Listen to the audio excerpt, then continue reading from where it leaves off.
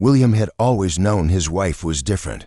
Kylie's silver-streaked hair that shimmered under moonlight, her eyes that changed color with her emotions. The way she never seemed to age, these were the beautiful mysteries he'd fallen in love with 7 years ago. But he never imagined the truth would shatter his world so completely. It happened on a Tuesday evening, mundane and ordinary, as their 6-year-old daughter Emma played with her toys in the living room. Kylie stood by the window, her violet eyes fixed on the stars, and spoke the words that would change everything. "Emma needs to meet her real father," she said quietly. On Mars, William dropped the dish he was washing. It shattered against the kitchen floor, scattering porcelain shards like fragments of his reality. "What did you say?" Kylie turned to face him, and for the first time in their marriage, he saw tears streaming down her cheeks, tears that sparkled like liquid starlight. "I'm not from Earth, William. I'm from the Martian colony beneath Olympus, Emma. She's only half yours." The room spun. William gripped the counter, his knuckles white. "That's impossible. Mars is dead on the surface," Kylie interrupted, "but alive underneath. My people have lived there for thousands of years. I came to Earth as an explorer, fell in love with you, and I thought I could leave that life behind. But Emma is developing her abilities. She needs guidance I can't give her alone. She needs her biological father." William's heart cracked. "Then who am I to her? You're the man who held her when she cried, who taught her to ride a bike, who reads her stories every night." Kylie's voice broke. "You're her father in every way that matters. But her Martian heritage is awakening, and if we don't help her understand it, she could hurt herself or others." That night, William couldn't sleep. He watched Emma sleeping peacefully, her small chest rising and falling. In the darkness, he noticed something he'd dismissed before: a faint, luminescent glow beneath her skin, pulsing gently like a heartbeat of light. 2 weeks later, they boarded a spacecraft that wasn't supposed to exist. The journey to Mars took 3 days, and William spent every moment torn between wonder and devastation. Kylie held his hand, whispering apologies he wasn't ready to accept. The Martian colony was nothing like he'd imagined. Beneath the red planet's surface sprawled a crystalline city of impossible beauty, where buildings grew like organic structures and light emanated from the walls themselves.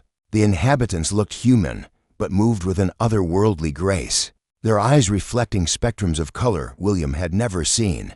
Kylie's people welcomed them, but William felt like a ghost walking through someone else's life. Then he met Zephron. Emma's biological father was tall and commanding, with silver skin that rippled with patterns like living circuitry. He greeted Emma with a warmth that made William's stomach twist with jealousy and grief. The little girl who called him Daddy ran into Zephron's arms without hesitation, and something inside William died. "She feels the connection," Kylie whispered. "It's genetic memory. She knows him on a cellular level."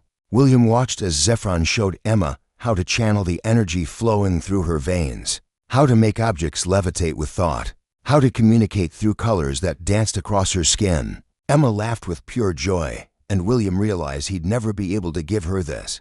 That night, alone in their assigned quarters, William confronted Kylie. "Why did you marry me if you knew this day would come?" "Because I loved you," she said fiercely. "I still love you, but I was selfish. I wanted a normal life, a human family. I didn't think about what Emma would need." "And Zephron, did you love him too?" Kylie's silence was answer enough that the following days were agony. William watched Emma flourish under Zephron's guidance, watched the bond between them strengthen. Zephron was patient, kind, and everything a father should be. William felt himself becoming irrelevant, a placeholder who'd kept the seat warm for the real parent. On their final evening before returning to Earth, Emma found William sitting alone in the observation dome, staring at the distant blue dot of home. "Daddy, why are you sad?" she asked, climbing into his lap. "I'm not your real daddy, am I?" The words tasted like poison. Emma's small hands cupped his face. "Zephron teaches me cool stuff, but you're my real daddy. You're the one who makes me pancakes, who checks for monsters under my bed, who loves me even when I'm not special. You've always been special, sweetheart, but you loved me before I could do magic things. Zephron likes me because of what I can do. You like me because of who I am." William pulled her close, his tears falling freely. In that moment, something shifted. The jealousy didn't disappear, but understanding crept in. Emma didn't have to choose. She could have both fathers, both worlds. When they returned to Earth, everything had changed. Yet nothing had. William still made breakfast every morning, still read bedtime stories, still kissed scraped knees. But now Emma would spend summers on Mars, learning her heritage. Kylie and William attended counseling, human and Martian, working through layers of betrayal and deception. It was hard.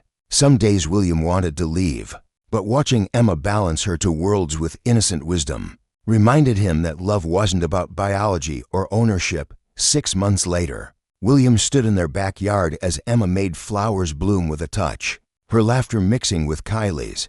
The pain hadn't vanished entirely, perhaps it never would. But he'd learned that being a father wasn't about being the only one, or even the first one. It was about showing up, day after day, human and flawed, and that was enough.